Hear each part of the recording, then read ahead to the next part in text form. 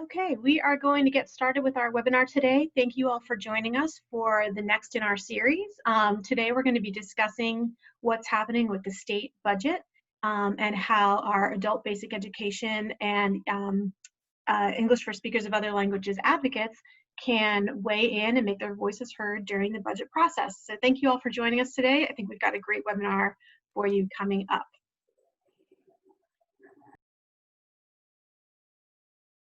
Just a couple of logistics to remind us all. The webinar is being recorded and we will share the link on our website for you to view later. The slides will be emailed to you after the webinar, so you don't need to worry about taking notes and writing everything down. We've muted all participants, so please keep yourself on mute to keep the background noise down. If you have any questions during the webinar, please submit those through the chat box. A few people did submit questions ahead of time, and we will do our best to address those as well. And if you need a certificate showing that you completed the webinar today, that you were here and participating, you will indicate that when you complete the survey that comes to you in the email after the webinar. So today we have a really great lineup of information for you. I'm excited to have Monique Ching, policy analyst from the Massachusetts Budget and Policy Center, here with us today to share a lot of details about what's going on in the state budget process, which is certainly a little unusual and different this year because of everything that's going on with COVID-19. So Monique is going to give us a great detailed update on what's happening with the state budget. And then I will talk a little bit about what we as advocates can do right now to make sure that our voices and our priorities are heard as the state legislators is working on through their budget process this spring. We'll have some time for questions and answers after Monique speaks and then after I speak. So as I said, keep putting your questions in the chat box as we go along, and we will do our best to answer as many questions as we possibly can. So just a reminder, many of you are familiar by now with MCAE, but for those of you who are new to our community, we strive to be the voice of adult education in Massachusetts and to champion the right of all adults to acquire 21st century literacy, English language, and numeracy skills connected to economic prosperity, strong families, and vibrant communities. You have my contact information here on the screen, so you can always get in touch with me if you have questions or looking for resources. Feel free to be in touch and be glad to hear from you. So with that, I am going to have Monique share her screen and go through some pieces about what's going on in the budget today. Thank you, Rachel. Let me see if I do this correctly. Okay. Let's see. Let me know if you can't see my screen, but I'm going to assume that you can. So thank you for having me. Sorry, I think I paused it for a second. Can you see the slides? Yes, we can. Great. And I hope I'm not on presenter mode. This is very confusing. Okay, great. So thank you for having me today. Again, my name is Monique and I'm a policy analyst at Mass Budget, and we're a nonprofit research organization, and we focus on state policy that affect the lives of low and middle income people in Massachusetts. I have a lot of slides to get through, so I'm going to try to get through this quickly, and I'll take questions at the end. So we're going to talk a little bit about state budget and taxes, but in the context of COVID-19, and it's obviously thrown everything in disarray. So, but just to start off with, you know, why should we care about the state budget to begin with? And we at Mass Budget, we like to talk about the state budget as the biggest bill that passes the legislative session every year. It's a moral document, and it is about the choices that we make that dictate our quality of life in Massachusetts. And this, sadly, is a much easier case to make now with the pandemic. It's pretty clear how these connections between what we fund and the programs that really shape our quality of life, our health, you know, housing, healthcare, you know, essential services, assistance, and all of these things. And so I won't, you know, belabor some of these points, but, you know, we've got community spread of the coronavirus and an overwhelmed healthcare system that's trying to respond. We've got rising unemployment. I took the numbers out of this slide because they keep changing. And because of that, we've got rising demand for services like cash assistance, housing, shelter, healthcare, all kinds of things. And in all of these areas, communities of color, immigrant communities, and those other marginalized communities are bearing the brunt of the effects of this crisis. And again, we've seen with this crisis and this past week that the state budget is about power. Whoever holds the purse strings kind of controls what happens through policy, and it's where a lot of our policy actually is played out through funding. So to address this crisis and the many crises that we have today, we have to use all the tools in our policy toolbox. And so with these short and long-term needs that are ever changing, we have here in the center the state budget as a way to fund a lot of these essential services. And because we're constitutionally required as a state to have a balanced budget, it matters. This left side of the slide matters a lot. The revenue inputs that are coming into or could come into the state budget are really important to think about. At the top, you see we've got the rainy day fund, which is our state savings account. And it's at an all-time high of $3.5 billion, which is great news. But at the same time, it's not enough to fill a lot of the revenue holes that we have, and lawmakers have to be strategic about how to use it in a crisis that's still unfolding. And then below that, you see federal fiscal relief. We're still waiting for the federal government to figure out how much money they're going to give states, and even with these initial bills, some of that money is going into the state budget, but not all of it is. So we have to figure out what we're getting and what strings are attached. And then finally, this third piece, homegrown revenue solutions, and we at Mass Budget mostly focus on tax revenue. That's something that I'm going to talk a little bit more about later. So just to focus first on the state budget, and I'll just take a step back first and remind us of a few key terms that we likely already know.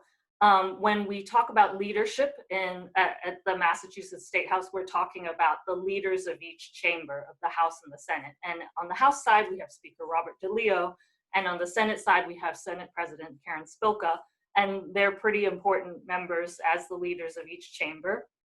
And you'll hear also a lot about House Ways and Means, Senate Ways and Means, and these are the Ways and Means committees of each chamber, and they consider all bills that have to do with money. And that, of course, includes the budget.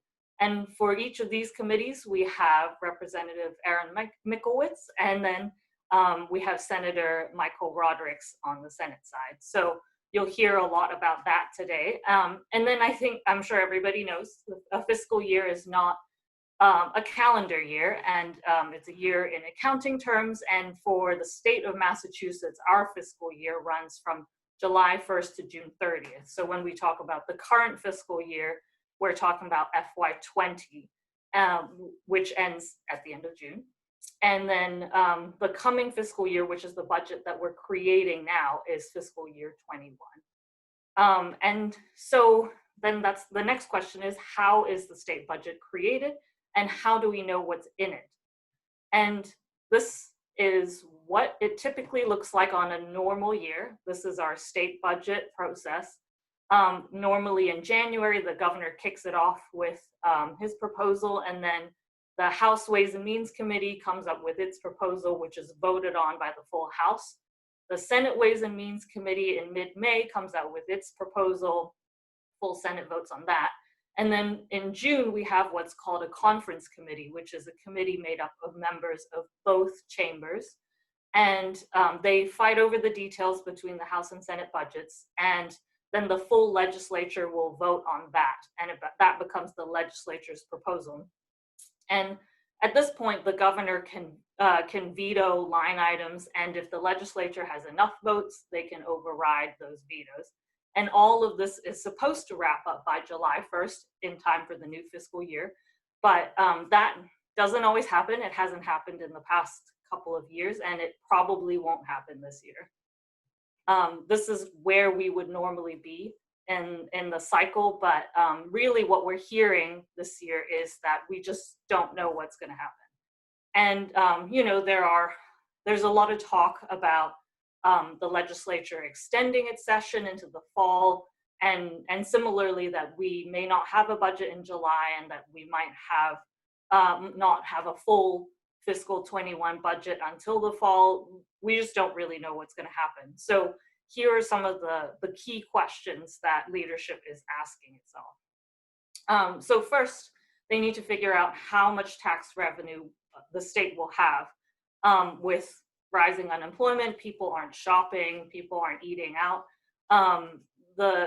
Our tax revenues have taken a nosedive, and this is further complicated by the fact that our new income tax deadline has been pushed back to July 15th. So we won't have a good idea of how much tax revenue we'll have in hand until at least that point.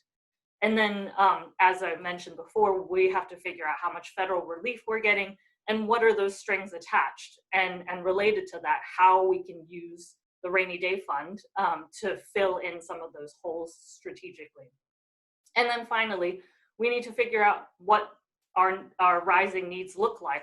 How much will people need healthcare, food assistance, cash assistance, all of these things. And that's been a moving target because we don't know how long this crisis will last. And a lot of agencies are just trying to address the current needs, let alone pause and try to project what it will look like next year. So that's been a challenge. And so one option for the legislature is to pass what's called a 1/12 budget. And this is essentially a budget that keeps the state running for 1 month at a time at the same as the current level. And it just kicks off the state budgeting process for a month. And it's been used in past years when we've had a late budget. And so it's not unprecedented. The downside to a 1/12 budget is that it is a little limited. I've said this the wrong way. So the upside to this is that lawmakers can keep the state running while they're focused on addressing the crisis. But the downside is they cannot use this option to shift around funding. Say if they want to dedicate more funding to public health or to local aid for local governments, this is not a good option for that. So one other option that lawmakers have talked about is building a temporary budget, say for a few months into fiscal year 21, maybe from July through November. And so they can use this option to shift around funding to meet the increased needs. But similar to the 1/12 budget, it's hard for agencies to plan their staffing and their programs and things around a budget of just a few months. That is quite a challenge. And even then, it may still be based on incomplete revenue information. So this is another option. And a thing that you may have heard a lot about and may be concerned about are what we call 9C cuts. And 9C cuts are just a term that people use for spending cuts to the current budget for the fiscal 20 budget. And 9C cuts are authority offered to the governor, and the governor can only make 9C cuts to executive branch agencies, which means the governor cannot 9C local aid, which includes Chapter 70 school funding, courts, legislature, constitutional offices. For those, the governor can propose a bill to decrease funding, and from what the Senate president has said and others, there hasn't been a great appetite to issue 9C cuts for fiscal year 20 because we're so far into this fiscal year. A lot of this money has already been spent or contracted out. And even if we were to make 9C cuts in the current year, it likely wouldn't save a lot of money anyway. So hopefully we can make it through the end of fiscal 20 without 9C cuts, but we'll see about 21 what happens for that.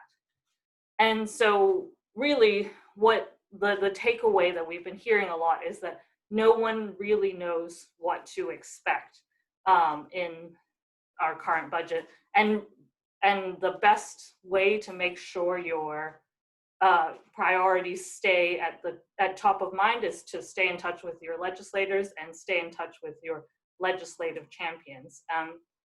So that's really been the message, as you would in normal circumstances, but now more so than ever. And so how do we find out what's in the budget? And for this, I will switch my screen, if I can, to my browser, if I can do that correctly. Okay, so you should be seeing my browser. Feel free to stop me if you don't. And so we are on the Mass Budget website, massbudget.org.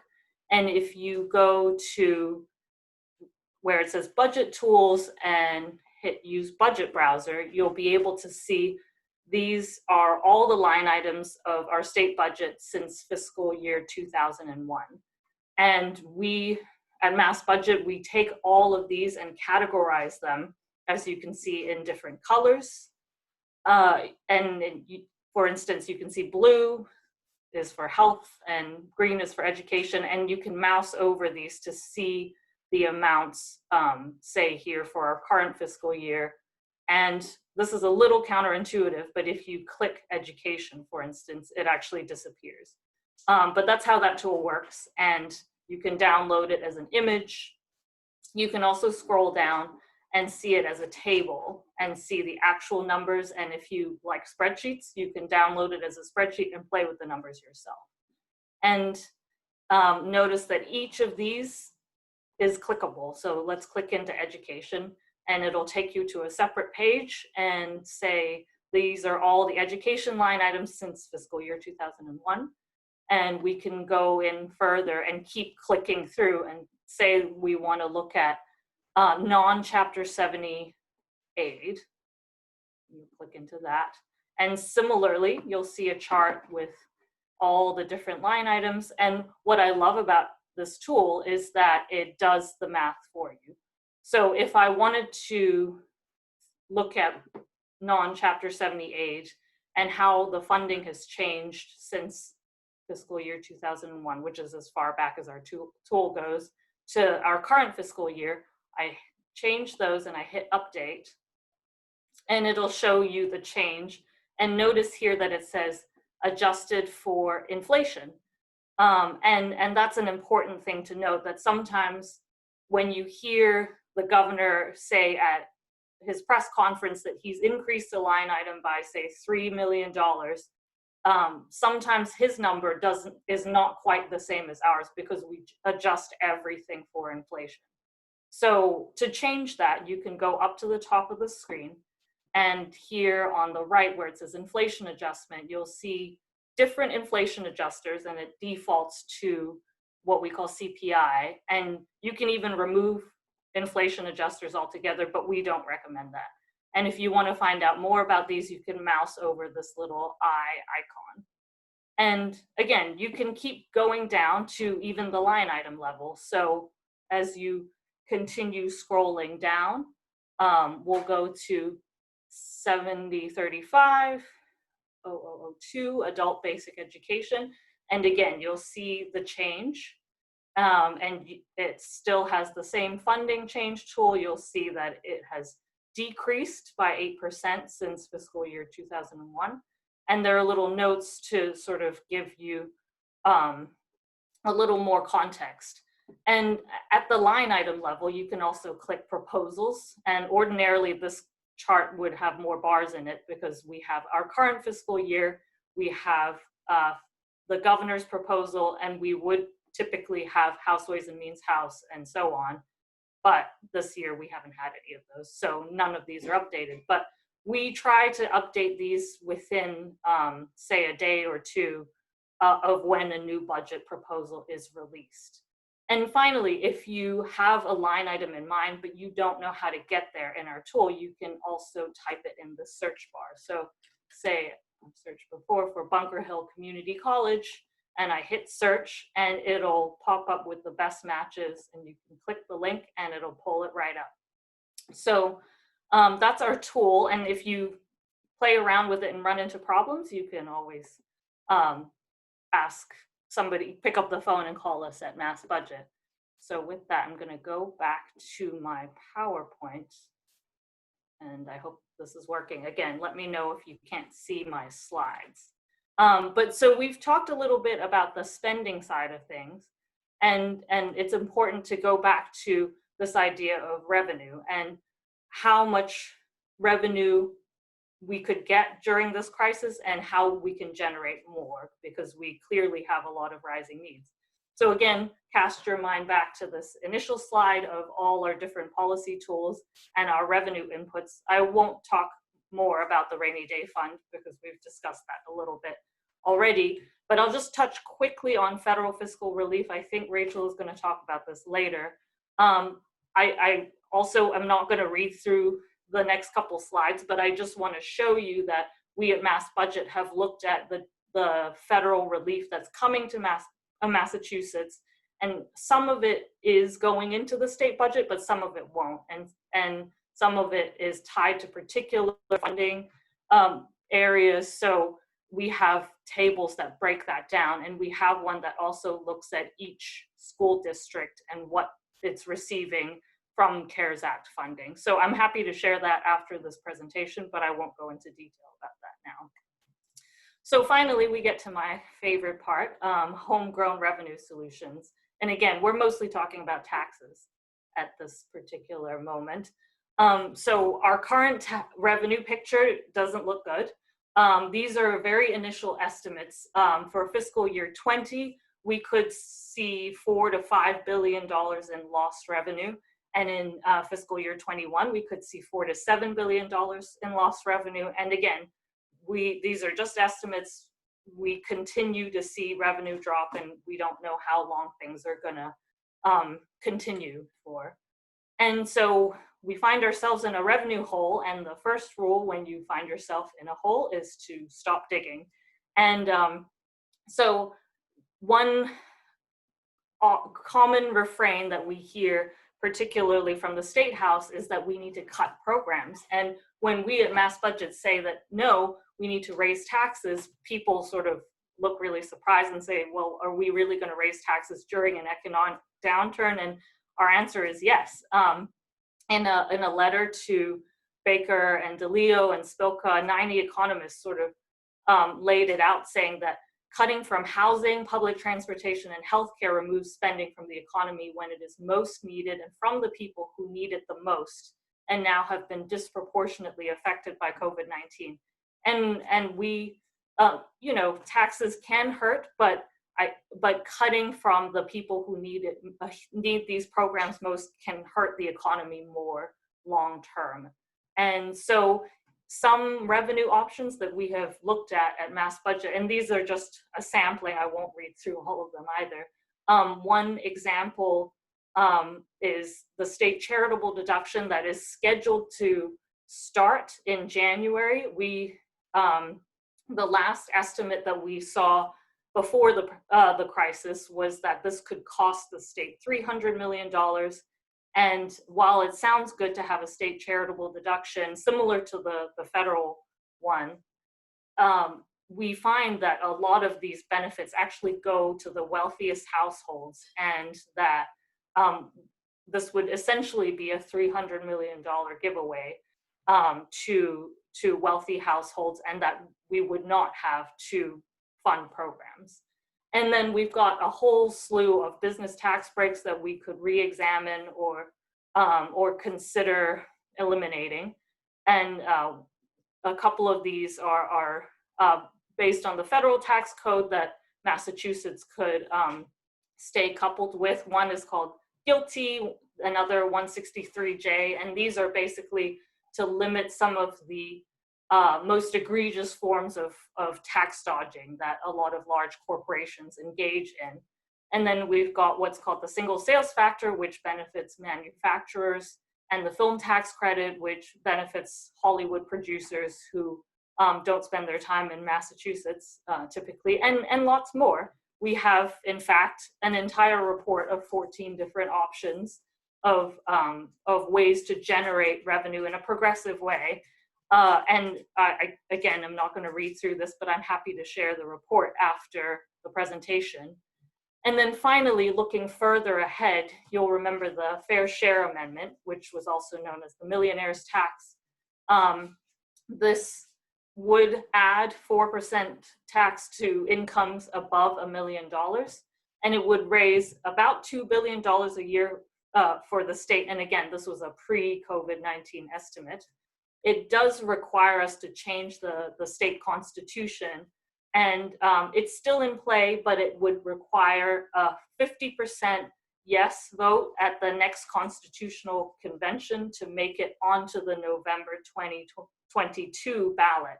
And if voters at the ballot say yes, then it would take effect in January 2023. And this is a long way off, but we know that this crisis will go on for a while, and this is one way to generate revenue for the long term. And so those are all the slides that I have. I do have a feedback form too that I'll paste in the chat, but with that, I'll stop sharing my slides and take any questions.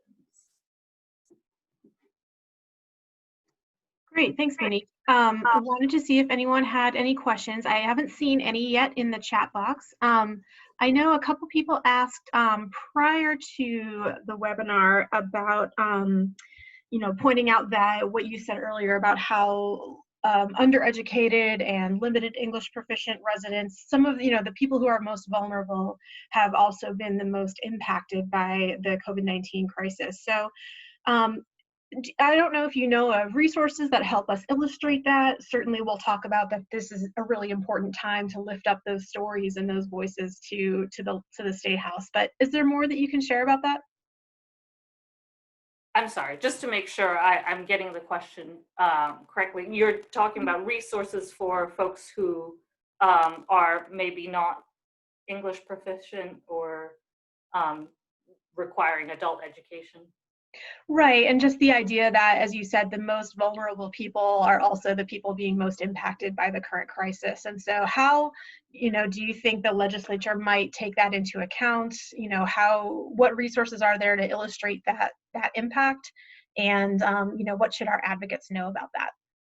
Yeah, I think so. I'm trying to think if we have some resources on Mass Budget's website, and I'm happy to also share our Medium page. We've been posting a lot. Our website is a little old, so we've been sharing a lot of our resources on medium.com/massbudget. But I think focusing a lot on, we've been focusing a lot on the economic vulnerability of a lot of immigrant communities or communities that maybe have fewer options. And I'm trying to remember exactly if we have data on folks who are on the front lines. And just to put a plug for a new analysis that we're publishing this week, we have new numbers on folks who are undocumented and in essential industries who are at highest risk of job loss or economic displacement. And I'm happy to share some of those reports with you. I think just framing the issue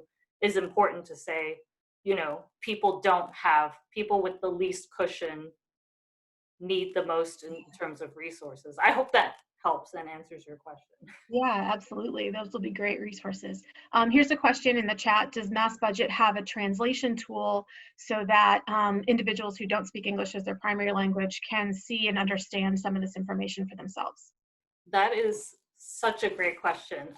And sadly, our current website does not. It's really old and unstable, but we are in the process of doing a new website and rebranding and everything. And I am actually going to take a note to let my communications team know that that's something to keep in mind. I think the plan was to do sort of one of those Google tool auto translate things, which I know aren't ideal, but if there's a way that we could do that, in a more professional way, then that would be ideal. So thank you for that question. And sadly, not yet, but we also are happy to translate any individual resources, and we've translated infographics and things in the past. So we're slowly getting there, but please keep nudging us on that. Great, we will do that.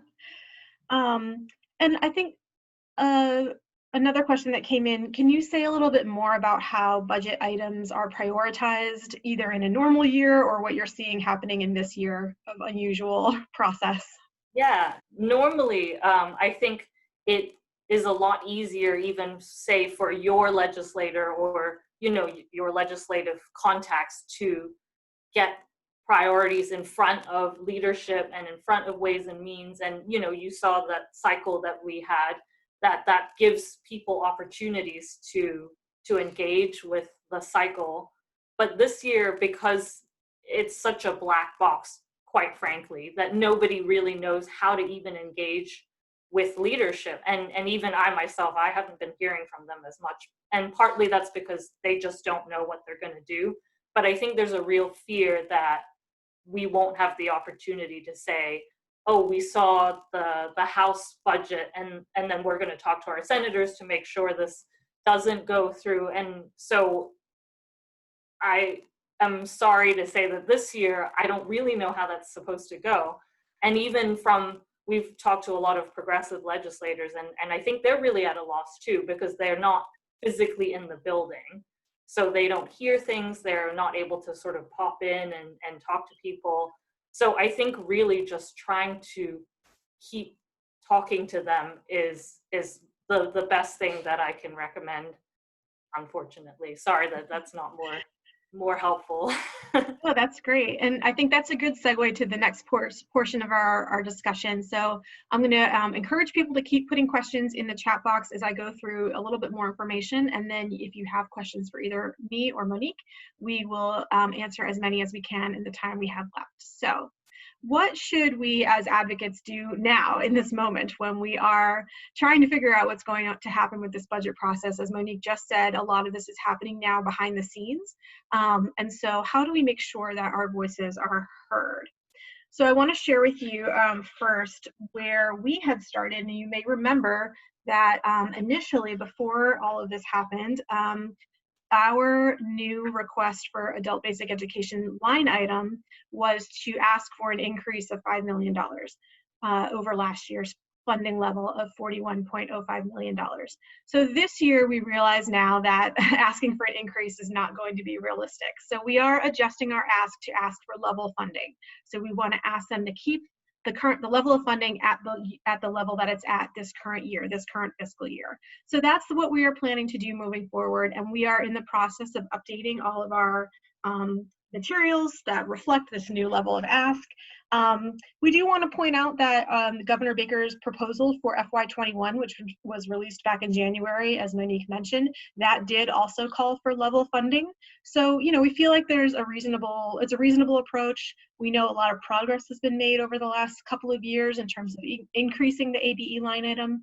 And so we think it's reasonable to ask for that momentum to be sustained even during the current crisis, so that we're not having too much of a setback from previous years. I do want to point out, a number of people asked before the webinar started whether or not, they asked questions about their specific program budgeting, how the Department of Ed will handle FY21 planning, and some of the budgeting process that programs should be taking on right now without us knowing what the funding level is going to be for next year. And unfortunately, that's not a question that I can really answer. That's really more of a question for Yvonne Stevens-Carter at ALCS. So we want to really make sure that you understand this is more of the big picture of what's happening with the state budget, and those detailed questions about how programs should plan for what funding may come through the ABE line item next year. We just don't know yet. So we will continue to share that information as it comes through to us. So now I want to share with you where you can find these tools and information about how to advocate for ABE funding at the State House. So when you go to our website under public policy, you'll see the ABE advocacy toolkit. And this has lots of tips for how to interact with legislators. It has a link to how to find your elected officials, which I'll show you in just a moment. And it also has some of the other resources that we've been using to tell the story of why ABE programs matter so much. So all of these tools and resources are found on our website. And then if you don't know who your legislator is and you're trying to figure out how to reach out to them, or you're working with your students and you want to help them find their legislators so that they can tell their stories directly, you can go to the Mass Legislature website, and there's a place where it says Find My Legislator. And then you just put your address right in there, and it shows you exactly who your representatives are and how to get in touch with them. So we have one resource on that policy page that I showed you just a moment ago with tips for students who might want to write to their legislators. So this is a great activity for ABE programs. If you're looking for something you can do with your students, especially during this time of distance learning, this is a great project that students can do sort of offline and work with you over time. This is also certainly, these tips would also largely apply to teachers as well. So we have a whole handout on this on the website, but I want to just share with you a couple of the things you can do. And this speaks to some of the questions that people had as well in terms of, is now a good time to lift up stories and tell your legislators about how individual students are being impacted? Yes, this is absolutely the right time to do that. We need to make sure that legislators hear and see the real impact of this crisis, and particularly for your students and teachers, why maintaining funding is going to be really important at this time, because those cuts are going to be especially devastating to our community. So these are some ways that you can help students craft what their story might look like, making sure they know who their legislator is and that they're a resident or maybe a registered voter, explaining why adult education is really important to them as an individual, what program they are a part of, what their future plans are, and how their program is setting them up for future success. So lots of great ways for students to tell their story, and this is absolutely a great time to do that. So that you can either do that directly through that Find My Legislator tool that we showed you before.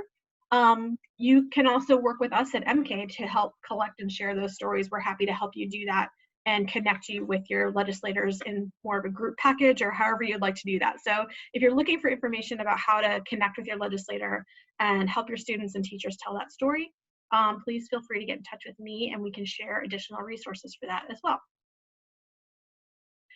So I just wanted to also mention a couple of other issues that we are currently supporting, and these are things that you may have seen from us or from some of our partners during this crisis time. Some of these are longer term issues that we've been working on for a number of years, and some of them are really emergency response related. So certainly the Safe Communities Act, which is an ongoing issue around protecting immigrants in the public safety sphere. This is an issue where we are working with the MIRA Coalition and others on these rights. So there's a way for you to directly take action on that here, and that issue continues to be really important during this critical time. One of the more sort of timely pieces that we've been working on is the Emergency Paid Sick Time Act, which would provide extra job protected sick time for use during this COVID emergency. And this is really meant to expand the coverage that was provided by the federal legislation. So the Raise Up Massachusetts Coalition has been working on this issue. It's currently been introduced in the House and Senate. And so now is absolutely the time, if this is an issue that's important for your students and your teachers, this is a great time to weigh in on that as well. And then, as Monique mentioned earlier, the Fair Share Amendment, we're continuing to work on that. And what we're hearing a little bit in this discussion about what's going on with this budget, we're certainly hearing some of the language about the Fair Share Amendment come back as people point out that, we can't balance this budget on the backs of the most vulnerable people, especially during this critical time. So the ideas behind the Fair Share Amendment are really kind of helping us make the case for a tax increase to help balance the budget as opposed to just cuts. So there's a lot of good information on the Fair Share Amendment here at Raise Up Massachusetts. And as I said, we're continuing to work with others on how to make some of those arguments relevant in the current budget situation. There are, as Monique mentioned, also some federal pieces that will impact how much state aid comes to Massachusetts and how some of that can specifically be used for adult basic education. We've been sharing some of that in our action alerts and our newsletter. So you can keep an eye out for those things there. There's some great ways that you can take action and weigh in on making sure that some of that funding is directed to adult basic education. So we'll continue to share that through our newsletter and some of those other resources. So are there other questions that people have? We know we've kind of given you a lot of information here and there's a lot to process, and want to recognize that there's still a lot of unknowns. We don't know a lot about how the ABE line item is going to play out for the coming year. We don't know how programs should go about their planning for the coming year, not knowing what level of funding is coming. I would encourage you, from my own past experience as an advocate, that you know, planning for level funding as through the 1/12 process, or seeing how things go forward, that's often the best that you can do is plan for level funding. And as we continue to learn more from Yvonne and from the department about how programs should be doing their planning, we will also try to share that with you as well. But I would definitely encourage you to keep an eye on the website of the DESE website, because that's where their information is being posted as soon as it is issued. So we'll keep sharing that guidance with you, and please let us know if there are other questions that we can help bring to DESE to get those questions answered from the department. Any questions from people? I'm not seeing any questions yet. So what I'll do is just share a few ways that you can stay connected with us for information as we move this conversation forward. You can follow us on Twitter. You can like us on Facebook. You can sign up for the MK newsletters and action alerts, which will help you see sort of the ongoing and immediate information as we go through this process and we see what happens next. We'll continue to share that with you through all these various channels. You can also join MK as an individual member for just $40 and continue to get access to these resources. You have my contact information here to continue to connect with us, and let me know what you need or what questions you have, or if you need help connecting with your legislators and that's something you want to do with us, we'd be very glad to do that with you together. As I mentioned, we will send a survey after this webinar. We ask for your feedback. It's very quick, so you can just let us know how you found this information.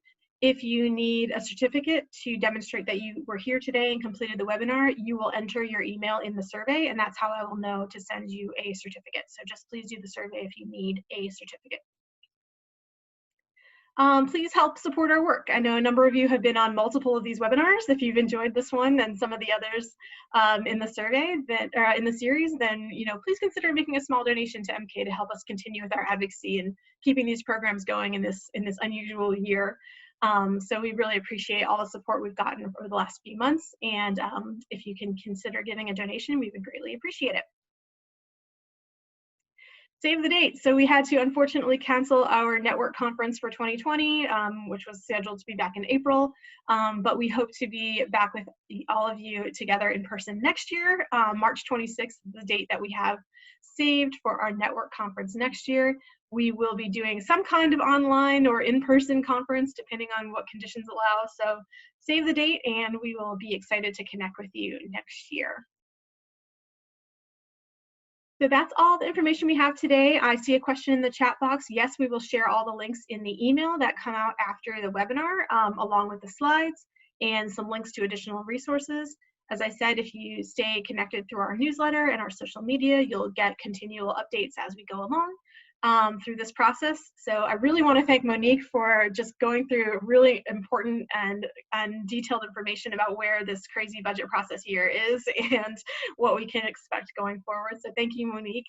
And thanks to all of you for spending your hour with us today. We look forward to connecting with you again soon. Thanks very much. Thanks, everyone.